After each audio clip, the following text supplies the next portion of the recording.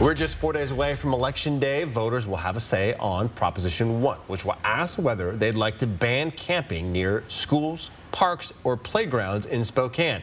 Thanks so much for joining us. I'm Derek Dice. And I'm Kirsten O'Connor. We did ask police about enforcing this if it passes, and they say they can't actually respond to calls like this as often as they'd like. Bronte Sorotsky tells us why.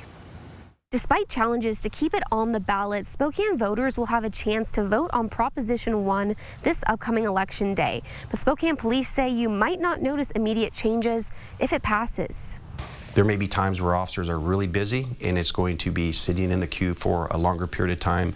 If Proposition 1 passes, officers will be able to enforce it.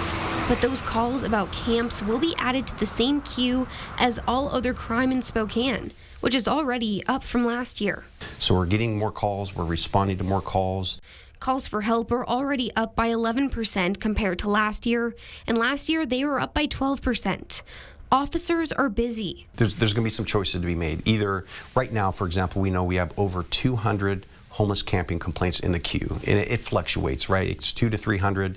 It can sometimes be much higher than that. When calls about homeless encampments come in right now, officers have to prioritize. They look at factors like how long ago a complaint was filed, how large the encampment is, and how much damage it's caused. So there's only so many hours in a day they can work. So it may be some of those complaints are going to have to be waiting in the queue a little bit longer because we just don't have the staffing to respond to them as quickly as we would like.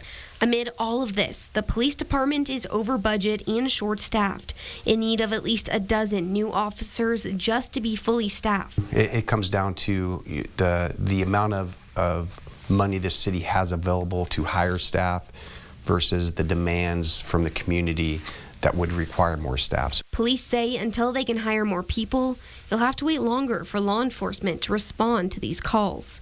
Reporting in Spokane, Bronte Sorotsky, 4 News Now.